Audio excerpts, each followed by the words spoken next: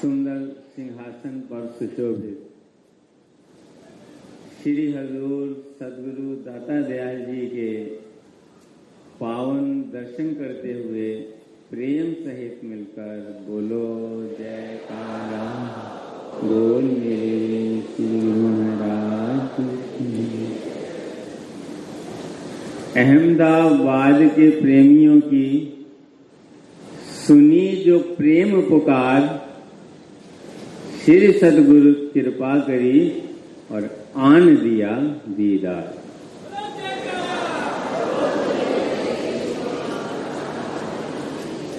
चहूं और छाई हैं खुशियां, समुद्र से छाई बहार, इस अनमोल घड़ी की सबको बधाई लाखों बार।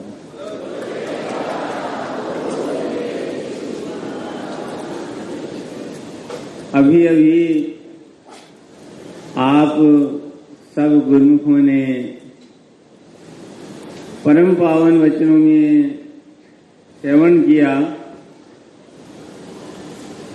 साध संग में चांदना, सकल अंधेरा और सहजो दुर्लभ पाइए, सत्संगत में ठोर। महापुरुषों के जो पावन वचन हैं वो प्रकाश स्तंभ के समान होते हैं, जिनसे निरंतर प्रकाश ही प्रकाश निकलता रहता है, रोशनी ही रोशनी बरसती रहती है। और जो जीव भी उसमें आता है, उसके निकट आता है, उसके हृदय में भी प्रकाश भर जाता है। जैसे इस समय गुरुमुख जन श्री सदगुरुदेव दाता दयाल जी के चरणों में बैठे हैं और गुरुमुखों के अंतर में खुशियों का, आनंद का प्रकाश बरस रहा है।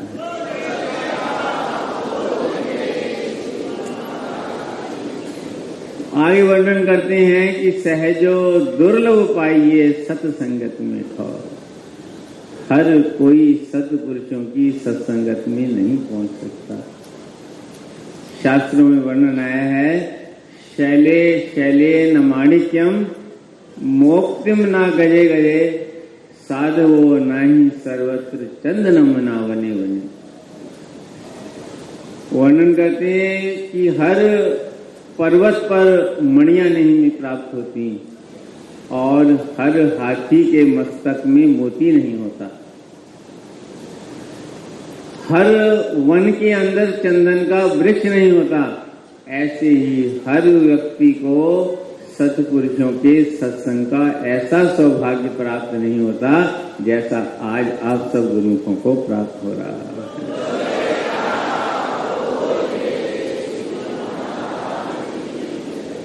गोपियों ने एक बार भगवान श्री कृष्ण से पूछा कि आपने तो एक दिन के लिए, 2 दिन के लिए जो है अपनी उंगली पर जो है गोवर्धन पर्वत को उठाया तो आपका नाम गिरधारी पड़ गया। सारी दुनिया आपको गिरधारी कह करके जो है पूजन करती है आपको। और हमने तो आपको, जो आप त्रिलोकीनाथ हो, आपको हृदय में धारण किया हुआ, हमें तो कोई त्रैलोक्य धारण ही नहीं कहता। तो भगवान मुस्कुरा पड़े। भगवान ने कहा कि मेहनत तो, परिश्रम तो बहुत लोग करते हैं, लेकिन यश जो है किसी किसी को प्राप्त होता है। ऐसे ही भगवान ने कहा कि कर्म धर्म पुण्य बहुत लोग करते हैं, लेकिन सत्पुरुषों का जो सत्संग है, जिस पर परमात्मा की कृपा होती है, उसे ही प्राप्त होता है। जैसे श्री परम दयाल जी की कृपा से आज हम सबको प्राप्त हो रहा है।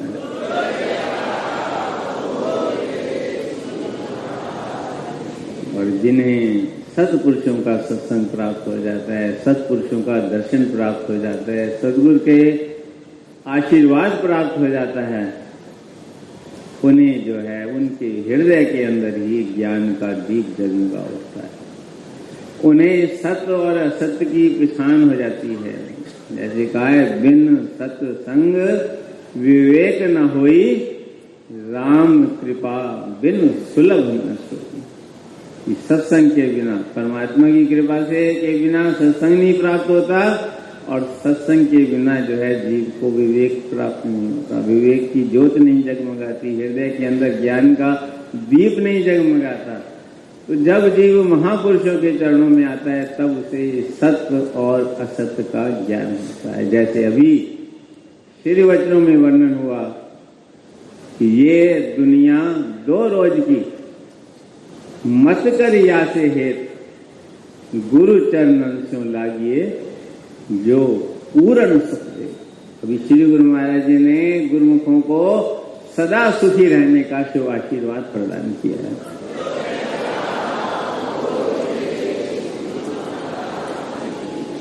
फरमाया कि गुरुमुख ही सुखी रह सकते हैं। वाणी वर्णन है, गुरुमुख सुखिया मनमुख सुखिया, क्योंकि गुरुमुख जो है गुरु चरणन सो लागे, वो गुरु के चरणों से लगे रहते हैं, गुरु के चरणों से जुड़े रहते हैं। जैसे इस समय गुरुमुख जन सदगुरु के चरणों से जुड़े हैं, इस समय आप तन से भी जुड़े हैं, मन से भी जुड़े हैं, आत्मा से भी जुड़े हुए हैं। और उन्होंने हमें जो भक्ति के नियम बना कर दिए हैं, श्री आरती, पूजा, सत्संग, सेवा, सुमरन, ध्यान, ये ऐसे नियम हैं, और 2 घंटे का भजन, जो गुरुमुख कहीं नहीं रहे, दुनिया के किसी भी कोने में रहे, अगर वो भक्ति के नियमों की पालना करता है, अगर वो 2 घंटे भजन करता है, यानी सदगुरु के वचनों की पालना करता है, तो वो हर पल हर क्षण दुनिया के किसी भी कोने में वो इसी प्रकार तन से, मन से, आत्मा से जुड़ा हुआ है, जैसे इस समय गुरुमुख जन जुड़े हुए हैं और सदगुरु का दर्शन और शिव आशीर्वाद प्राप्त कर रहे हैं।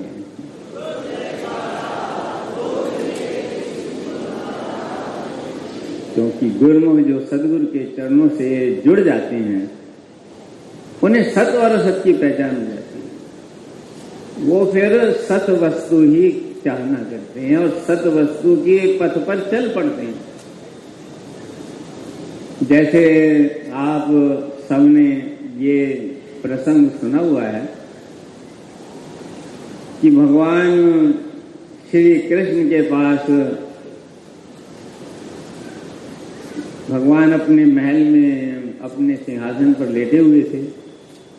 अब भगवान तो अंतर की सब जानते हैं, अब क्या होने वाला है, वो भूत भविष्य और वर्तमान सबको जो है उनसे तो कुछ छुपा नहीं है, न जीव के अंतर का छुपा है, न जीव के बाहर का छुपा है। हम आते हैं तो गुरु महाराज से कभी कभी बेनती करते हैं, वैसे तो मोस्टली गुरुमुख जन यही बेनती करते हैं कि गुरु महाराज जी भक्ति का दान दो, नाम जपने की शक्ति दो, सेवा करने की शक्ति जो गुरुमुख के निकट आते हैं सदैव यही प्रार्थना करते हैं। लेकिन कभी कभी कोई दूसरा कुछ भी मांगता है, वो कहते हैं कि जो भाई देने की ताकत रखता है तो वो ये समझने की ताकत भी रखता है कि आपको किस चीज की जरूरत है। इसलिए सदगुरु के चरण कमलों में जब आओ तो बस उसका दीदार करो। उनके दर्शन में इतनी ताकत है कि वो जीव के अंतर बाहर सब कुछ पूर्ण कर सकती है, कुछ मांगने की जरूरत नहीं। वो तो जानते ही है ना हमें क्या जरूरत है। तो वो इसी प्रकार जो भगवान तो जान रहे थे कि अब क्या होने वाला है, तो भगवान ने जो है देखा तो थोड़ी देर में जो है दुर्योधन भगवान के कमरे में जो है एंटर किया। उसने भगवान ने पहले से ही जो पता लग गया कि दुर्योधन आने वाला है, उन्होंने चादर अपनी जो है मुंह पे डाल ली कि जैसे सो रहे हैं। अब भगवान तो कभी सोते नहीं है ना, भगवान ही सो रहे हैं तो दुनिया का क्या होगा। तो वो आया और जो है सिराने के तरफ एक कुर्सी पड़ी थी, उस पर बैठ गया। और थोड़ी देर में अर्जुन आया तो उसने भगवान के चरणों में प्रणाम किया। जो अहंकार है आदमी को पहले ऊपर बिठाता है और फिर ऊपर से नीचे गिराता है, क्योंकि जितने ऊंचे से गिरेगा उतनी तो ज्यादा चोट लगेगी। तो अहंकार आदमी को पहले ऊंचाई की और तो अहंकार हमेशा नीचे नहीं बैठने देता। वो आया तो कुर्सी पे बैठा अर्जुन तो भक्त था भगवान का, तो वो उसने भगवान के चरणों में पहले नमस्कार किया और चुपचाप चरणों में फर्श पर बैठ गया। अब भगवान तो लीला करने वाले थे, जब वो बैठ गया 2 मिनट बाद भगवान ने अपने मुंह से चादर उठाई और उससे पूछा, अर्जुन कैसे है? एकदम से दुर्योधन बोला, महाराज पहले मैं बैठा हूं, पहले मेरे से पूछो मैं कैसे हूं। तो भगवान ने कहा भी देखो, मेरी जो दृष्टि है वो तो जो है अर्जुन पर पड़ी है, और आप दुर्योधन ने कहा मैं युद्ध में सहायता मांगने आया हूं, और अर्जुन ने बोला मुझे भी सहायता चाहिए भगवान की। तो भगवान ने कहा कि देखो, मैं तो जो है मेरे पास जो भी आया मैं उसे खाली नहीं भेजता। जैसे हम रोज पढ़ते भी हैं, दर पर भले बुरे सब आवे, इच्छा पूर्ण होकर जावे, रोज पढ़ते हैं ना। तो ये भी कलप वृक्ष दरबार है, श्री गुरु महाराज जी श्री तृतीय पातशाही जी महाराज के वचन है कि श्री अनंतपुर दरबार कल्प वृक्ष दरबार है। कल्प वृक्ष का अर्थ है, कल्प वृक्ष के न्याय आकर जो संकल्प करोगे वो पूर्ण होगा। तो वो साथ में समझाते थे, वे माया मांगोगे माया मिलेगी, लेकिन माया का प्रभाव भी उसको साथ मिलेगा। इसीलिए तो उनके चरणों में जब हम आते हैं, जैसे गुरु महाराज जी के चरणों में बैठे हैं, तो उन्होंने बता दिया कि दुनिया का क्या प्रभाव है और भक्ति का क्या प्रभाव है। अगर जो है दुनिया की चाहना करोगे 2 पल का सुख होगा और उसके बाद दुखी दुख है, लेकिन गुरु के चरणों से लगोगे, गुरु की चाहना रखोगे, गुरु की भक्ति की चाहना रखोगे, तो अनंत सुख, जो पूर्ण सुख दे, उसके बाद कुछ नहीं, दुख कोई चीज रहती नहीं है, पूर्ण सुख की प्राप्ति हो जाती है। तो ऐसे ही जो है श्री गुरु महाराज जी फरमाया करते थे कि माया मांगोगे तो माया मिलेगी, लेकिन माया का प्रभाव जो है 84 लाख योनियों का दुख वो भी प्राप्त होता है साथ में, वो साथ ही मिलता है।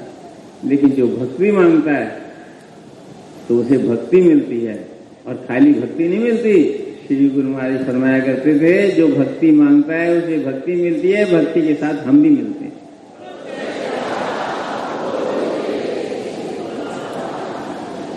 अब यहाँ पर भी भगवान ने वही रचना रचा दी। भगवान ने कहा भी देखो, एक तरफ तो मैं रहूंगा अकेला और मैं कोई शस्त्र भी नहीं उठाऊंगा, और दूसरी तरफ मेरी चतुरंगिनी सेना होगी, और जितना मेरा धन दौलत है वो सब दूसरी तरफ। अब जो दुर्योधन था वो घबराने लगा कि भाई अगर इसने अर्जुन ने ये सेना वैना सब मांग ली तो मैं अकेले अर्जुन को क्या करूंगा। लेकिन जो भक्त है, जिसके हृदय के अंदर ज्ञान का दीप जगा हुआ है, उसको तो भगवान की कीमत का पता है ना। तो उसने, भगवान ने कहा भी देखो, क्योंकि मैंने पहले अर्जुन को देखा है, अर्जुन की चॉइस पहली। तो अर्जुन ने जो है भगवान के चरण पकड़ लिए और उसने भगवान मुझे तो आप चाहिए। तो दुर्योधन अपना ऊपर का बहाना करने लगा, कहने लगा अब देखो आपको तो इसने मांग ही लिया, अब जो मुझे है वो मुझे दे दो। उनके चरणों में आके दोनों प्रसन्न होकर के गए। दुर्योधन जो चाहता था, माया चाहता था, उसे माया मिल गई, और अर्जुन भक्ति चाहता था, भगवान चाहता था, उसे भगवान मिल गए। जब दुर्योधन चला गया, उसने कहा कहीं फिर अदली बदली न हो जाए, फटाफट निकल गया वहां। तो भगवान ने जो है फिर अर्जुन की परीक्षा लेते हुए अर्जुन को कहा कि अब जीत तू सकता नहीं, अब जीत तू सकता नहीं, हरदम रहेगा तू उदास। माखन दुर्योधन ले गया, छाछ दे गई तेरे पास। ये असली माल तो वो ले गया, तेरे पास धन भी नहीं है, शूरवीर भी नहीं है, सेना भी नहीं है, फिर भी तूने छोड़ दिया। मैंने तुझे पहला जो है वो दिया था, मौका दिया, लेकिन तूने जो है छोड़ दिया। तो वो माखन माखन तो सारा कुछ वो ले गया, अब तेरे पास तो छाछ रह गई। तो अर्जुन ने आगे जवाब दिया, अर्जुन बोला कि अब हार सकता नहीं मैं, अब हार मैं सकता नहीं, दास कभी रह सकता नहीं उदास। अब मेरी हार नहीं हो सकती, और जो दास बन गया भगवान का वो कैसे उदास रह सकता है। तो उसने बोला माखन लेकर मैं क्या करूं, माखन लेकर मैं क्या करूं, अब माखन चोर है मेरे पास।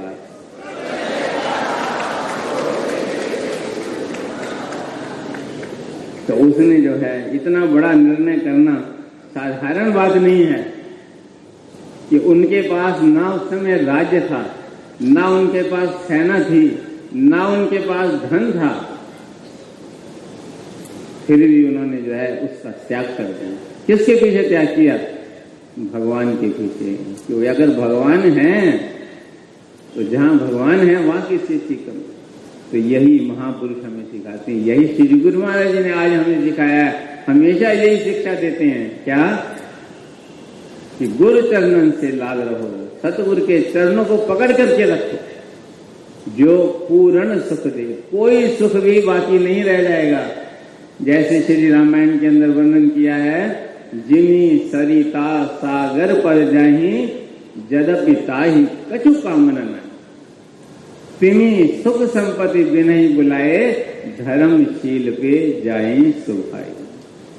वो वर्णन करते हैं कि समुद्र जो है अपनी जगह पर स्थित रहता है, वो कहीं इधर उधर नहीं भागता, लेकिन नदियां दौड़ दौड़ कर उसके पास जाती हैं और उसमें मिलती है। सागर में को पानी की कमी है, उसे कोई कामना नहीं होती कि नदियां मुझ में आकर के मिलें, लेकिन नदियां फिर भी उसमें जाकर के अपनी शांति प्राप्त करती हैं। ऐसे ही उन्होंने वर्णन किया है कि जो अपने मन को अपने इष्टदेव सदगुरु के चरणों से जोड़ लेते हैं, जिन्होंने अपने मन को शब्द की कमाई के द्वारा, भक्ति के द्वारा सदगुरु के चरणों में स्थित कर लिया, तो दुनिया का सारा वैर उसके पीछे पीछे घूमता है। इसलिए हमारा बड़ा ऊंचा सौभाग्य है कि सदगुरु ने इस घोर कलिकाल के अंदर श्री परमहंस दयाल जी ने एक अद्भुत रचना रचाई है। आज भी श्री गुरु महाराज जी ने अपने वचनों में फरमाया कि ये सब श्री परमहंस दयाल जी की रचना है, उनकी ही मौज से सारे कार्य हो रहे हैं। अभी श्री संतनगर में फरमाया श्री सदगुरुदेव महाराज जी ने कि जो ये श्री परमहंस दयाल जी की रचना है, जहां जहां भी रचना रची हुई है, वहां वहां पर श्री परमहंस दयाल जी स्वयं विराजमान हैं। और जैसी कृपा अनंतपुर धाम में बरस रही है, वैसी वहां सब जगह बरस रही है। और जो गुरुमुख जन उनके पावन वचनों की पालना करते हैं, गुरुमुखों के घरों में भी तो गुरु महाराज के मंदिर बने हुए हैं।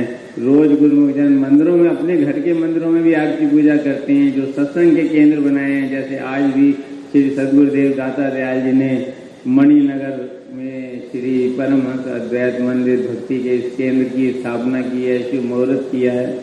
तो जहां जहां भी जो है मंदिर बने हुए हैं, जहां जहां भी गुरुमुख जन श्रद्धा भावना से पूजन करते हैं, भक्ति के नियमों की पालना करते हैं और 2 घंटे भजन अभ्यास का आज भी श्री गुरु महाराज जी ने फरमाया कि हर गुरुमुख जो भी गुरु दरबार का सेवक है, कहीं भी रहता है, जो सदगुरु के चरणों से जुड़ा हुआ है, सदगुरु के नाम का सिमरन करता है, सदगुरु की श्री परमहंस दयाल जी की कृपा उस पर सदा बरस रही है, सदा बरस रही है, जैसे आज हम सब पे बरस रही है।